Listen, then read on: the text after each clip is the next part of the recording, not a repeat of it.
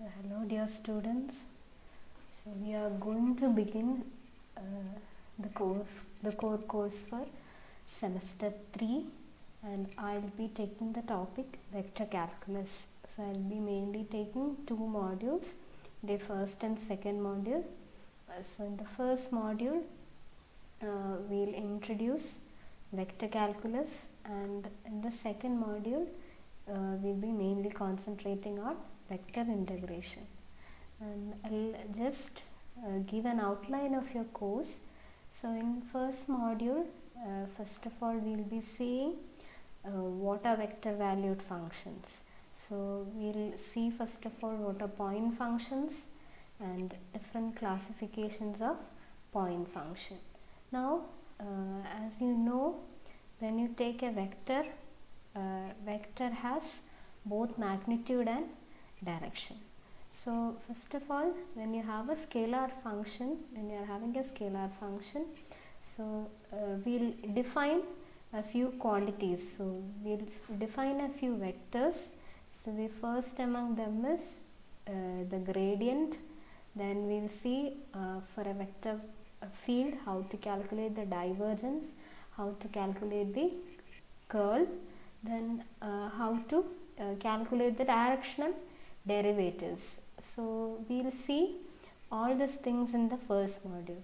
So usually you studied how to calculate the derivatives for single valued function, and when you have functions of several variables, there you have learned how to calculate the partial derivatives, so which I have already seen in the previous semesters. Okay. Now when it comes to the vector valued function, so it is associated with a direction.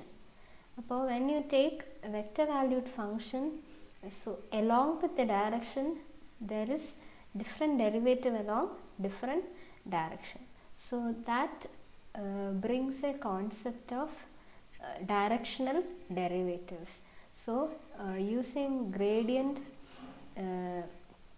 we'll see how to calculate the directional derivatives, and then we'll see what are the quantities called divergence and curl and what are their geometric meaning.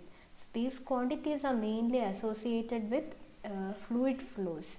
So when you study about the flow patterns of a fluid, so there these quantities come more often. Okay. And in the second module you will be basically learning vector integration. So similar to normal integral in case of single variable, so here so corresponding to that, here we will define what are called line integrals. So there when you take function of single variable, you have seen how to evaluate integrals of the form integral a to b f of x dx. So they are function which is integrated along an interval. So you are integrating f of x on the interval a to b. So here you will see how to find out line integrals. So by line integral means we are integrating along a curve. So you can integrate along a circle or you can integrate along a rectangular region. So that's the first thing we learn in vector integration.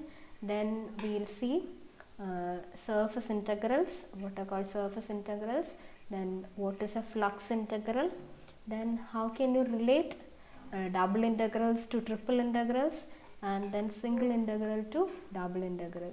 So we have relations connecting line integral and surface integral, and surface integrals and volume integrals, or the triple integrals. So those are the famous theorems called Green's theorem. Then you have the Stokes theorem and the divergence theorem. So we will be seeing how to use these theorems. So those are the main topics which we will see. So you need to have an idea of vectors. So the things which you have studied already before. So like finding basic things, and meaning the basic things, how to find a dot product, how to find cross product, so on. Then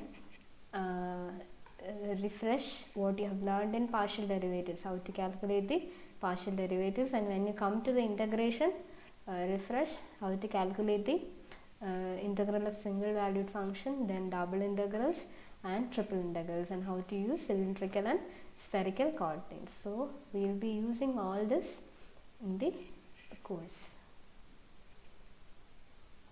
So we will start with the first module.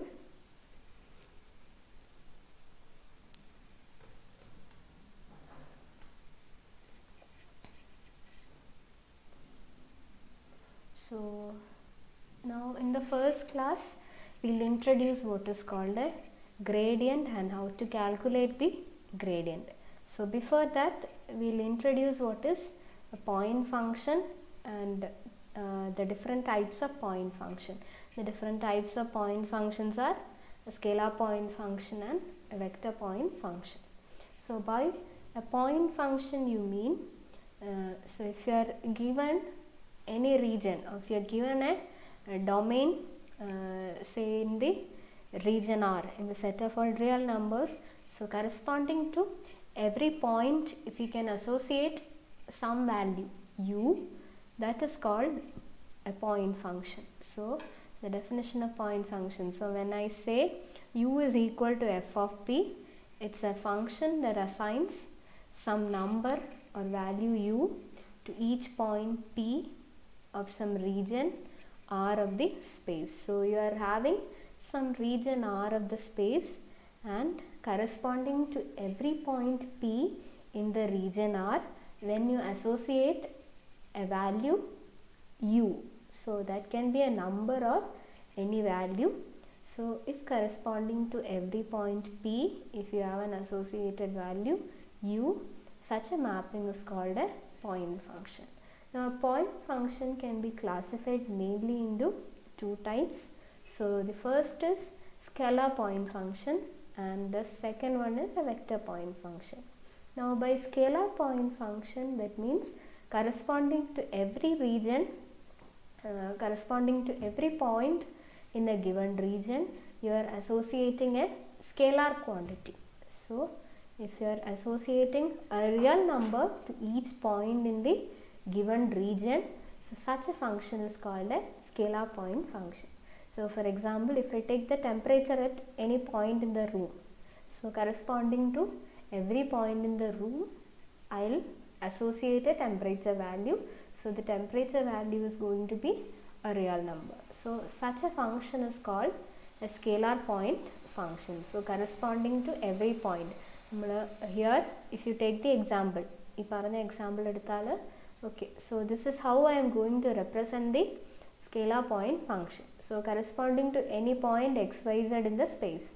So xyz denotes the point p in your space. So corresponding to xyz, I am associating the value u, which is phi of xyz.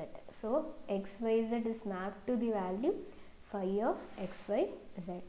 So this is called, or this is how you represent a scalar point function.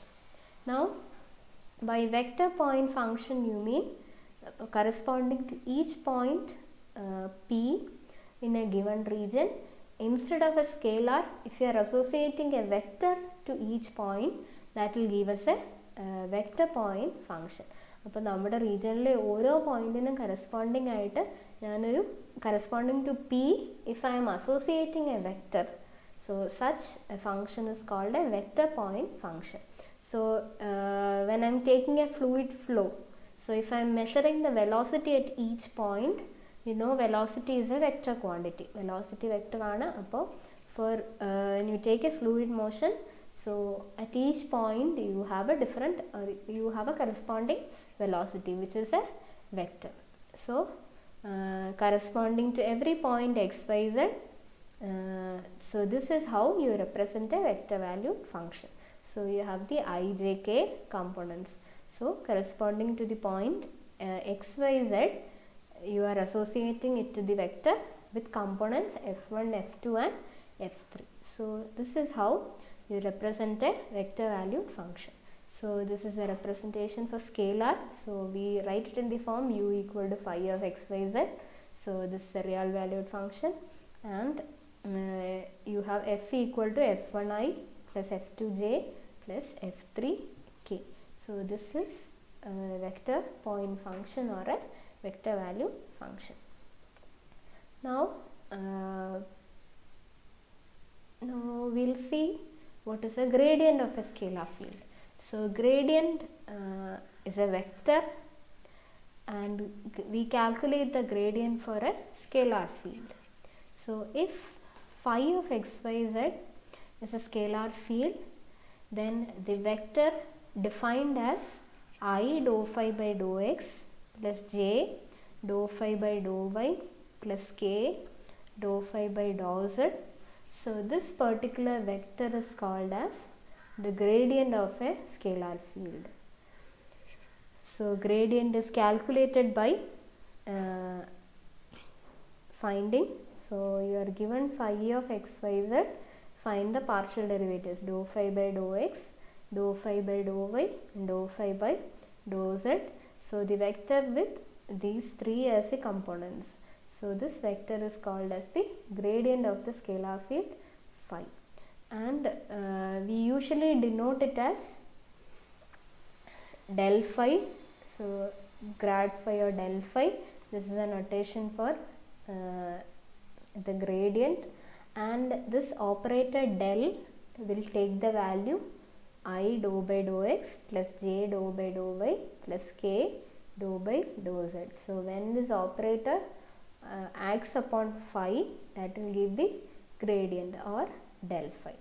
Now the geometrical meaning of gradient is, so gradients are basically normals to the surface, phi equal to c.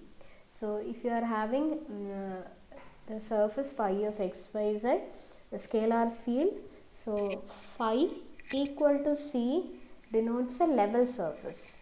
Okay, so phi equal to c is a level surface, and the gradients are defined as a normals to the level surface. So we will see later on how this happens.